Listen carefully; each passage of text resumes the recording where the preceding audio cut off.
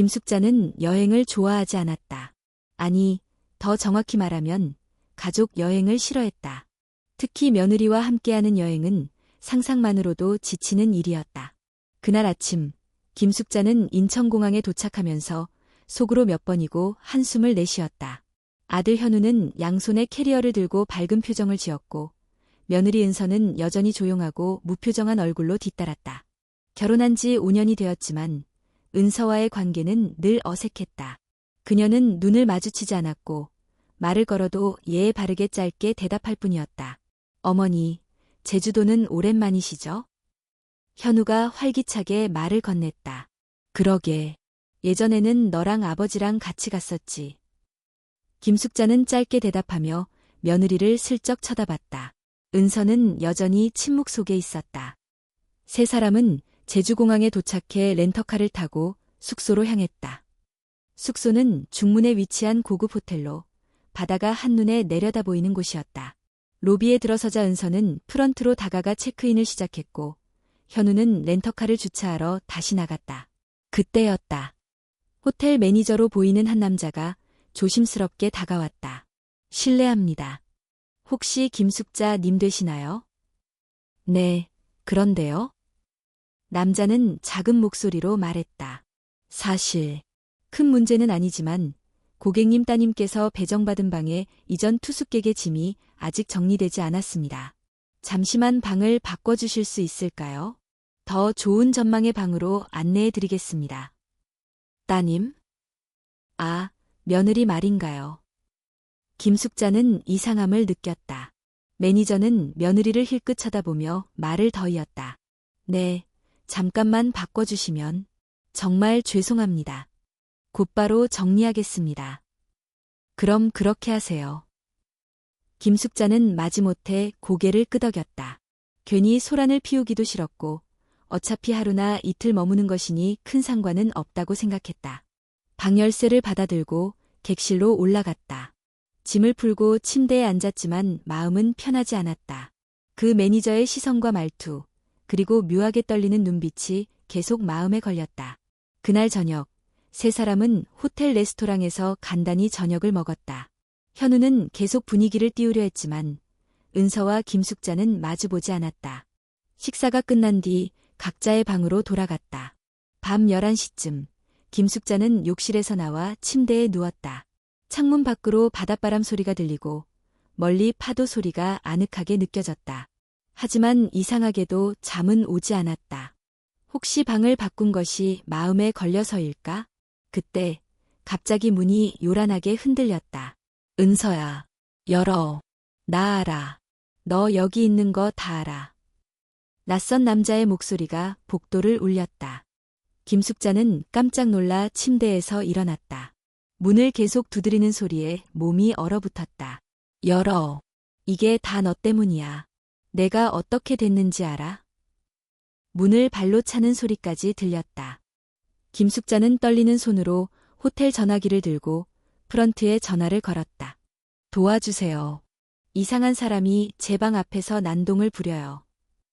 몇 분 뒤 호텔 경비와 직원들이 달려왔다. 남자는 이미 문을 억지로 열고 들어와 있었다. 그는 김숙자를 보며 잠시 멈칫하더니 눈이 휘둥그레졌다.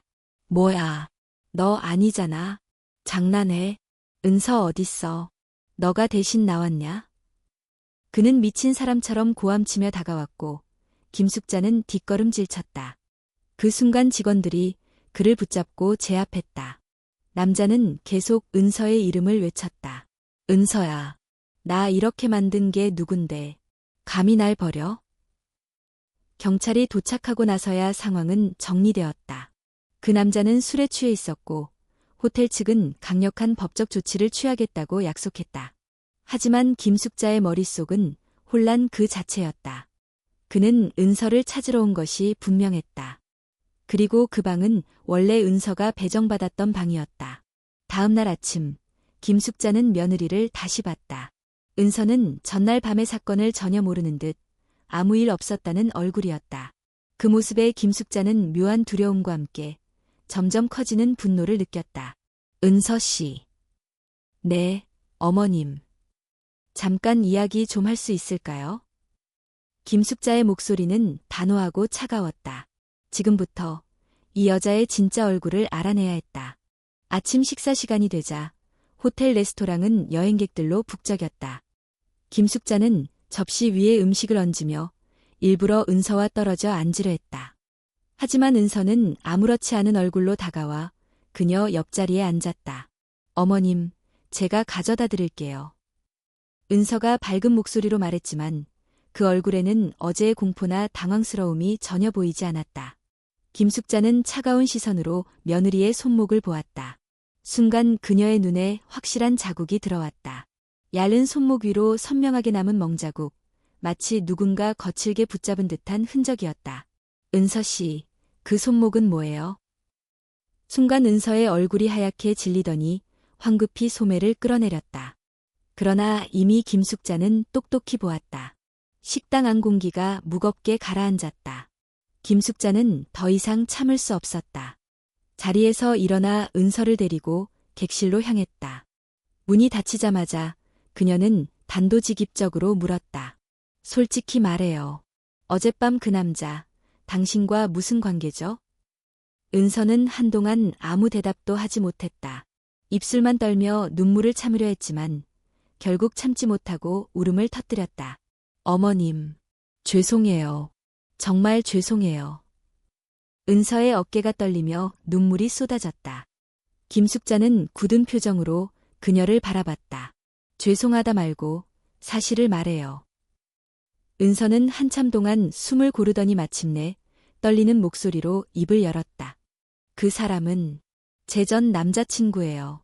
아니, 그냥 남자가 아니라 저를 완전히 지배하려 했던 사람이에요. 처음엔 사랑이라고 믿었는데 시간이 지날수록 그는 폭력적이고 돈을 뜯어내고 제 인생을 망가뜨렸어요. 도망치고 싶었어요. 그래서 결국 야반도주처럼 도망쳐 나왔습니다. 김숙자의 눈썹이 꿈틀거렸다. 그런데 우리 아들에게 아무 말도 하지 않았죠? 말할 수 없었어요. 제가 누구였는지 알게 되면 현우 씨가 절 버릴 것 같아서, 저를 믿지 않을 것 같아서. 어머님, 저는 그저 새롭게 살고 싶었어요. 현우 씨를 만나고 나서 저는 처음으로 따뜻함이 뭔지 알게 됐어요.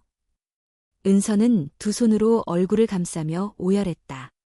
그러나 김숙자의 가슴 속에서는 분노가 더 크게 일렁였다. 그러니까 내 아들을 속였다는 거네요. 결혼할 때부터. 은서는 고개를 깊이 숙였다. 아무 말도 하지 못했다. 잠시 침묵이 흘렀다. 김숙자는 손을 떨며 의자에 앉았다. 그녀의 마음은 혼란스러웠다. 며느리를 향한 분노와 함께 그 아이가 겪어온 고통에 대한 알 수 없는 연민이 동시에 밀려왔다. 그 사람은 왜 여기까지 쫓아온 거죠? 저한테 돈을 빌려준 적이 있어요. 5천만 원이었어요.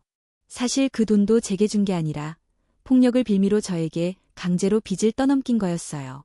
전부 다 함정이었어요. 저는 그 돈을 갚을 능력이 없었고 결국 도망칠 수밖에 없었어요.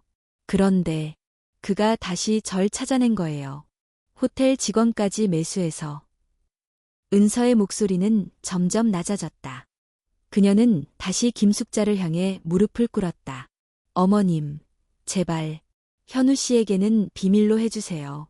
그는 아무것도 몰라요. 제 과거를 알게 되면 분명히 절 버릴 거예요. 저는 현우 씨 없이는 살 수 없어요. 어머님, 제발 도와주세요. 어머님만이 제 마지막 희망이에요. 김숙자는 멍하니 그녀를 내려다봤다. 눈물로 얼룩진 얼굴, 가냘픈 손목 위의 멍, 절망에 찬 목소리. 순간 마음이 흔들렸다. 그러나 동시에 마음속 깊은 곳에서 또 다른 목소리가 울려 퍼졌다. 이 아이가 내 아들을 속였어. 이건 용서할 수 없는 배신이야. 김숙자는 자리에서 일어나 창가로 다가갔다. 바깥의 바다는 잔잔했지만 그녀의 마음은 폭풍처럼 요동쳤다. 그때였다. 그녀는 자신의 여행 가방 속에서 오래전부터 간직해온 낡은 천주머니를 꺼냈다. 평생 허드레시를 하며 모아둔 전 재산이나 다름없는 돈이었다. 아들을 위해 남겨둔 마지막 보루였다. 그 돈을 은서 앞에 던지듯 올려놓았다. 이게 내가 그 남자에게 빼앗긴 돈이지? 그놈이 원하는 게 결국 이거 아니냐. 은서는 놀란 눈으로 고개를 저었다. 안 돼요. 어머님. 이건 어머님의 피 같은 돈이에요. 제가 받을 수 없어요. 받기 싫으면 내가 직접 나서서 해결해. 하지만 그럴 용기가 없으니 이렇게 무릎 꿇고 있는 거 아니야? 은서는 더 이상 말을 잇지 못했다. 김숙자는 단호하게 말했다. 좋아. 내가 해결하마. 하지만 똑똑히 알아둬. 이건 너를 위한 게 아니다. 내 아들을 지키기 위해서다. 그녀의 눈빛은 차갑게 빛났다. 은서는 눈물을 닦으며 떨리는 목소리로 물었다. 그럼 어떻게 하실 건가요? 김숙자는 깊게 숨을 들이켰다. 그놈을 직접 만나겠다. 내가 연락을 해서 돈을 주겠다고 약속해. 하지만 그 자리에서 모든 증거를 잡을 거다. 폭력과 협박은 범죄야. 그 죄값을 반드시 치르게 할 거다. 은서는 공포에 질린 눈으로 김숙자를 바라봤다. 너무 위험해요. 어머님. 그 사람은 돈만으로 물러날 사람이 아니에요. 만나면 정말 무슨 일이 일어날지도 몰라요. 그래서 더더욱 만나야지. 숨어서는 아무것도 해결할 수 없어. 정면으로 맞서야 끝낼 수 있다. 은서는 결국 고개를 끄덕였다. 그녀의 눈에는 두려움과 망설임, 그리고 아주 작은 용기가 섞여 있었다. 김숙자는 그 눈빛을 바라보며 자신에게도 말하지 못할 결심이 굳어지는 것을 느꼈다. 좋아. 이제부터 내가 시키는 대로만 해. 너는 내 뒤에 숨어 있어라. 모든 건 내가 처리한다. 그녀의 목소리에는 어제까지 없었던 단호함과 힘이 담겨 있었다. 이제 숙자는 평생을 걸고 가장 위험한 싸움을 시작하려 하고 있었다. 며칠 뒤 드디어 그날이 다가왔다. 은서는 떨리는 손으로 휴대폰을 꺼내 전 남자친구에게 문자를 보냈다. 돈을 준비했어. 이번엔 정말이야. 한 번만 만나줘. 몇 분 지나지 않아 답장이 왔다. 좋아. 오늘 밤 8시. 외곽 창고로 나와라. 딴짓하면 내 남편, 내 시어머니 다 끝장이야. 은서의 얼굴이 창백해졌다. 김숙자는 그녀의 손에서 휴대폰을 빼앗아 메시지를 확인했다. 그리고 담담하게 말했다. 됐다. 계획대로 가자. 그날 저녁, 두 사람은 낡은 서류 봉투 하나를 들고 창고로 향했다. 봉투 안에는 실제 돈 몇 장과 함께 두꺼운 신문지를 끼워 넣어 마치 현금 다발처럼 보이게 만들었다. 김숙자의 주머니 안에는 작은 녹음기가 켜져 있었다. 창고는 어두컴컴했고 바람이 스산하게 불어와 철문을 삐걱이게 했다. 은서는 김숙자의 뒤에 꼭 붙어 섰다. 그녀의 온몸이 사시나무처럼 떨리고 있었다. 잠시 후 그림자 하나가 창고 안으로 들어왔다. 전 남자친구였다. 검은 모자를 눌러쓴 그의 눈빛은 번들거렸고 입가에는 비열한 미소가 떠올라 있었다. 드디어 나타났네. 돈은 가져왔지. 김숙자는 당당하게 봉투를 내밀었다. 여기 있다. 하지만 오늘로 끝내라. 그는 봉투를 낚아채더니 안을 확인했다. 순간 그의 얼굴이 일그러졌다. 뭐야 이게. 신문지잖아. 지금 나랑 장난하는 거야? 그가 욕설을 퍼부으며 다가오자 김숙자는 품속에서 녹음기를 꺼냈다. 버튼을 누르자 조금 전 그의 협박이 그대로 흘러나왔다. 딴짓하면 내 남편, 내 시어머니 다 끝장이야. 그의 표정이 굳었다. 김숙자는 차갑게 말했다. 내가 무슨 짓을 했는지 모두 녹음됐다. 지금 이 순간에도 경찰이 이쪽으로 오고 있다. 남자는 순간 멈칫했지만 이내 광기 어린 웃음을 터뜨렸다. 그래, 경찰이 와도 뭐 어쩔 건데? 나는 끝까지 은서를 찾아낼 거야. 그가 소리를 지르며 달려들려는 순간 창고 밖에서 사이렌 소리가 울렸다. 경찰차 불빛이 번쩍이며 들어왔다. 남자는 당황해 뒷걸음질 쳤지만 이미 늦었다. 경찰들이 들이닥쳐 그를 제압하고 수갑을 채웠다.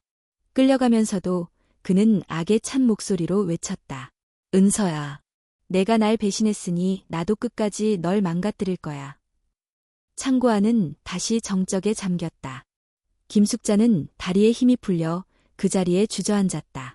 은서는 눈물을 글썽이며 그녀를 부축했다. 어머님, 괜찮으세요? 김숙자는 힘겹게 고개를 끄덕였다. 괜찮다. 이제 끝났어. 그 순간 뒤에서 들려오는 목소리가 두 사람을 얼어붙게 했다. 끝났다고. 도대체 이게 무슨 일이야? 두 사람이 돌아본 곳에는 현우가 서 있었다. 얼굴은 충격과 분노로 얼룩져 있었다. 현우야, 내가 왜 여길? 엄마, 내가 물어볼 차례야. 이게 다 뭐야? 왜 경찰이랑 저런 놈이랑 같이 있는 거야? 그리고, 은서, 저 남자가 널 찾는 이유가 뭐냐고? 은서는 얼굴이 하얗게 질렸다. 입술이 떨리며 아무 대답도 나오지 않았다. 현우는 점점 목소리를 높였다. 은서야, 대답해. 저 남자가 말한 게 사실이야? 너, 나랑 결혼할 때부터 뭔가 숨기고 있었어? 은서는 눈물을 흘리며 고개를 끄덕였다. 미안해. 현우 씨. 처음엔 다 잊고 새로 시작하고 싶었어. 당신을 만나고 진심으로 사랑하게 됐어. 하지만 과거가 날 다시 찾아올까봐 말할 용기가 없었어. 현우의 얼굴이 일그러졌다. 사랑, 진심. 넌 처음부터 날 속였잖아. 난 너한테 모든 걸 걸었는데 넌 날 이용한 거였어. 날 속이고 내 엄마까지 위험에 빠뜨렸다고. 김숙자가 급히 나섰다. 현우야, 은서가 잘못한 건 맞다. 하지만 이 아이도 피해자다. 그 놈한테 얼마나 시달렸는지 내가 모른다. 그러나 현우는 어머니를 바라보며 더 크게 외쳤다. 엄마까지. 엄마는 왜 나한테 말 안 했어? 다 알면서도 왜 숨겼어? 난 도대체 뭐야? 왜 다들 나만 빼고 이런 일을 벌인 거냐고. 그의 목소리는 울부짖음에 가까웠다. 김숙자는 아무 말도 할 수 없었다. 자신이 아들을 지키고 싶다는 이유로 모든 걸 감춘 것이 오히려 가장 큰 상처가 되었음을 깨달았다. 은서는 흐느끼며 손을 뻗었지만 현우는 차갑게 물러섰다. 만지지 마, 이제 더는 못 믿겠어. 그는 그 말을 남기고 뒤돌아 나가 버렸다. 문이 쾅 닫히는 소리가 울리자 은서는 그 자리에 무너져 울음을 터뜨렸다. 김숙자는 멀리서 그 모습을 바라보며 눈을 감았다. 그녀의 마음은 갈기갈기 찢어졌다. 아들을 지키려 했지만 결국 아들의 신뢰도, 며느리의 미래도 모든 것이 무너져 버린 듯했다. 창고 안에는 은서의 울음소리와 김숙자의 무거운 한숨만이 메아리처럼 맴돌았다. 며칠이 흘렀다. 현우는 집에 돌아오지 않았다. 전화도 받지 않았고 메시지도 읽지 않았다. 은서는 김숙자의 집에 머물며 죄인처럼 조용히 지냈다. 눈도 제대로 마주치지 못했고 하루하루가 지옥 같았다. 김숙자도 말을 아꼈다. 괜히 입을 열면 감정이 터져버릴 것 같았기 때문이다. 하지만 그녀는 마음속 깊은 곳에서 계속 뭔가 찜찜한 감정을 지울 수 없었다. 무언가 아직 끝나지 않았다. 그러던 어느 날 밤 집 전화가 울렸다. 번호는 비공개였다. 김숙자는 망설이다가 수화기를 들었다. 여보세요? 낯선 남자의 목소리가 들려왔다. 김숙자 씨죠? 당신 며느리에 대해 아직 다 모르는 것 같은데요. 뭐라고요? 그 여자는 당신 아들한테 숨긴 게 더 있어요. 단순한 예견의 얘기가 아니에요. 좀 더 깊고 더 무거운 거죠. 뚝. 전화는 일방적으로 끊겼다. 김숙자는 손에 든 수화기를 바라보며 한동안 말을 잇지 못했다. 그 목소리는 낯설면서도 어딘가 익숙했다. 남편의 장례식 때 조문도 하지 않고 멀리서 지켜보던 정체불명의 사내가 떠올랐다. 그날 밤 김숙자는 잠을 이루지 못했다. 다음 날 아침 은서에게 조용히 물었다. 내 과거에 혹시 말하지 않은 게 또 있니? 은서는 눈을 피하며 고개를 저었다. 아니요. 이미 다 말씀드렸어요. 하지만 그 눈빛에는 확신이 없었다. 숙자는 더 이상 묻지 않았다. 대신 조용히 집을 나섰다. 그녀는 며칠 전 창고 사건 이후 확보된 경찰 기록 중 하나를 다시 살폈다. 거기에는 전 남자친구의 신상과 관련 인물 정보가 적혀 있었다. 그중 한 곳이 눈에 띄었다. 부산 5호 보육원 보호관찰인 이은서. 그날 오후 김숙자는 KTX를 타고 부산으로 향했다. 보육원은 항구 근처 작은 언덕 위에 자리하고 있었다. 관리자는 처음에 조심스러워했지만 김숙자가 신분을 밝히자 차분히 말했다. 몇 년 전이네요. 이은서 씨가 보호관찰인으로 잠시 등록되었었죠. 생후 3개월 된 남자아기였어요. 이름은 이지후. 지금은 다른 위탁가정으로 옮겨졌습니다. 그 아이는 누구의 아이였죠? 관리자는 말없이 김숙자의 얼굴을 바라보다가 조용히 답했다. 이은서 씨가 직접 등록하러 왔습니다. 신원 보호 요청도 있었고요. 공식적인 출산 기록은 없지만 아기와 유전자 검사가 일치했었습니다. 김숙자는 충격을 받았다. 이 아이까지 있었어? 현우한테 아무 말도 없이. 그녀는 두 손으로 머리를 감쌌다. 분노와 배신감, 슬픔과 실망이 한꺼번에 밀려왔다. 그날 밤 서울로 돌아온 김숙자는 곧장 집으로 들어갔다. 은서는 여전히 거실 소파에 웅크리고 있었다. 그녀는 김숙자를 보자마자 조심스럽게 일어섰다. 어머님, 어디 다녀오셨어요? 숙자는 대답하지 않았다. 대신 단도직입적으로 말했다. 너 아이 있었지? 순간 은서의 얼굴에서 피가 사라졌다. 그녀는 휘청이며 소파에 다시 주저앉았다. 어떻게 아셨어요? 그게 중요한 게 아니야. 중요한 건 내가 내 아들에게 결혼하자고 했을 때 이미 아이를 낳았고 그 아이를 보육원에 맡겼다는 거야. 맞지? 은서는 눈물을 흘리며 고개를 끄덕였다. 그 사람과의 사이에서 생긴 아이였어요. 제가 도망칠 수 있었던 마지막 이유였어요. 아이를 지키고 싶었는데 그러지 못했어요. 저는 아무것도 아니었어요. 너무 무서웠어요. 그 사람한테 잡히면 저도 아기도 죽을 것 같았어요. 그래서 버렸어? 숙자의 목소리는 싸늘했다. 아니요. 잊은 적 없어요. 매년 생일에 보육원 근처까지 가봤어요. 지켜만 봤어요. 하지만 제가 그 아이 앞에 설 자격은 없다고 생각했어요.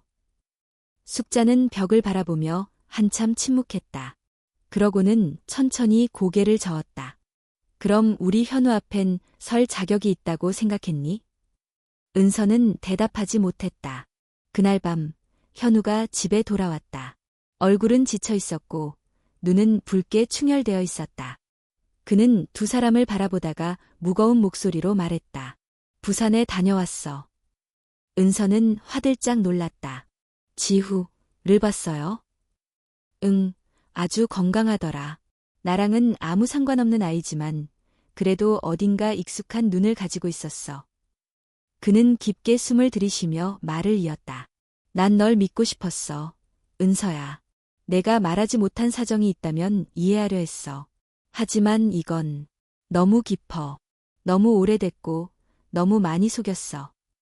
현우 씨, 제발. 이혼하자. 은서는 그 자리에 무너져 내렸다. 김숙자는 아무 말 없이 등을 돌렸다. 그날 밤 은서는 짐을 챙겼다. 작은 손가방 하나뿐이었다.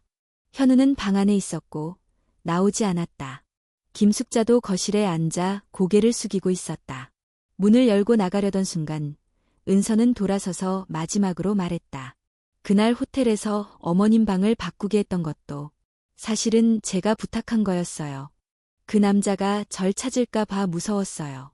그래서 어머님을 죄송해요. 정말 죄송해요. 그녀는 더는 말을 잇지 못하고 현관문을 닫았다. 한참이 지난 후 김숙자는 조용히 일어나 그녀가 남긴 자리에 앉았다. 거기엔 낡은 운동화 한 켤레가 놓여 있었다. 뒤축이 닳고 끈도 풀린 낡은 신발. 그녀는 조용히 속삭였다. 그 아이는 상처투성이로 여기까지 왔구나.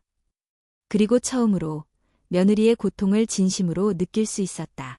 은서가 떠난 지 일주일이 지났다. 집안은 쥐죽은 듯 고요했다. 현우는 회사에 나가지 않았고 김숙자도 사람들과의 연락을 끊은 채 집안에만 머물렀다. 시간은 흘렀지만 누구도 먼저 말을 꺼내지 않았다. 어느 날 아침, 김숙자는 우편함에서 낯선 봉투 하나를 발견했다.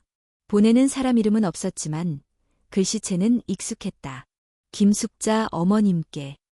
봉투 안에는 짧은 편지와 함께 한 장의 사진이 들어있었다. 사진 속에는 은서와 어린 남자아이가 함께 바닷가에 앉아 있었다. 아이는 모래성을 쌓고 있었고 은서는 조심스럽게 아이의 얼굴을 바라보고 있었다. 편지에는 이렇게 적혀 있었다. 어머님, 이제야 처음으로 지우를 마주했습니다. 제 앞에 서 있는 그 아이를 보며 지난날 제 선택이 얼마나 큰 상처였는지 실감했습니다. 아이는 아무 말도 하지 않았지만 그 눈빛만으로도 저를 용서하지 않았다는 걸 느꼈어요. 저는 지금 부산에 머무르고 있습니다.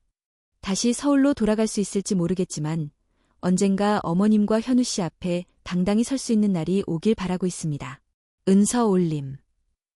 김숙자는 편지를 내려놓고 조용히 사진을 다시 바라보았다.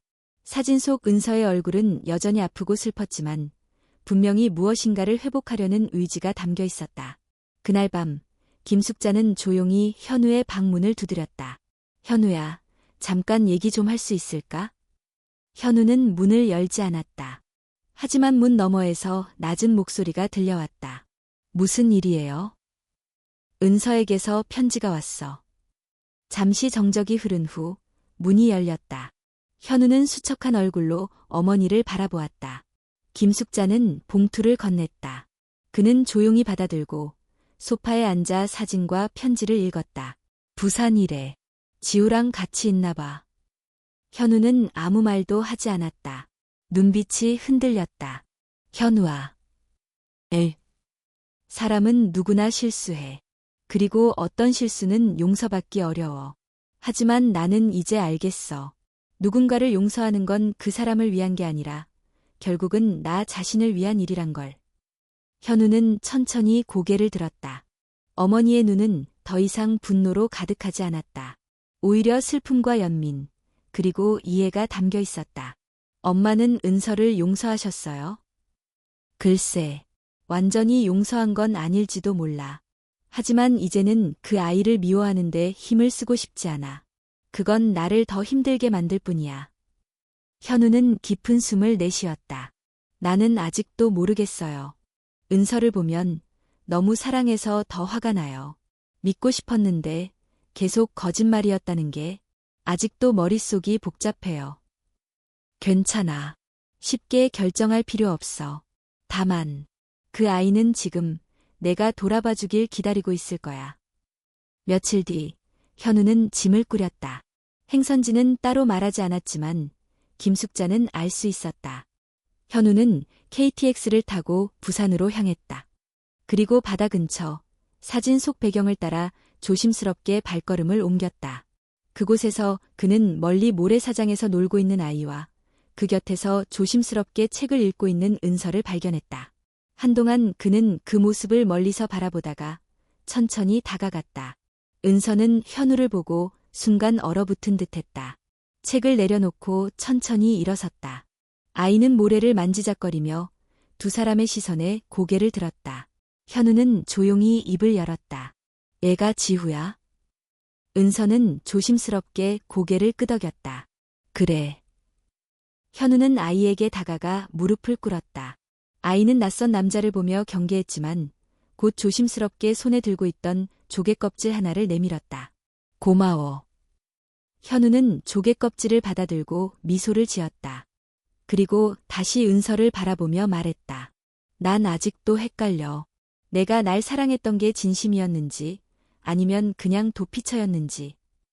은서는 눈물을 참으며 말했다. 처음엔 도피였어. 맞아. 하지만 사랑은 거기서 시작됐어. 현우 씨가 날 안아줄 때, 따뜻하게 웃어줄 때, 난 정말로 사랑하게 됐어. 그 마음은 단 한 번도 거짓이 아니었어. 현우는 고개를 숙였다. 긴 침묵 끝에 그는 다시 입을 열었다. 당장 돌아가자는 말은 못하겠어. 나도 아직 정리가 안 됐으니까. 하지만 우리 다시 한번 천천히 시작해 볼 수 있을까? 은서는 눈을 크게 떴다. 정말. 그래도 괜찮아? 지금은 괜찮지 않아. 하지만 언젠간 괜찮아질 수 있을 것 같아. 그러니까 그날까지 같이 있어줘. 그녀는 입술을 깨물며 눈물을 흘렸다. 그리고 조용히 고개를 끄덕였다. 그 순간 지우가 두 사람 사이로 다가왔다. 그리고 해맑게 말했다. 같이 모래성 쌓자. 현우와 은서는 동시에 웃었다. 그렇게 세 사람은 나란히 앉아 바닷가에 작은 모래성을 쌓기 시작했다. 그날 저녁, 김숙자는 창가에 앉아 조용히 하늘을 바라보았다. 해가 지는 붉은 빛이 집안을 물들였다. 그녀는 은서에게 답장을 쓰기 시작했다. 은서야, 사람의 마음은 모래성 같아서 파도 한 번이면 무너질 수도 있어. 하지만 다시 쌓는 것도 사람이야. 너희가 다시 시작하려 한다면 나도 그 옆에서 함께 모래를 쌓을게. 그게 가족이니까. 그녀는 편지를 접고 조용히 미소 지었다. 모든 것은 끝나지 않았다. 오히려 지금이 진짜 시작이었다.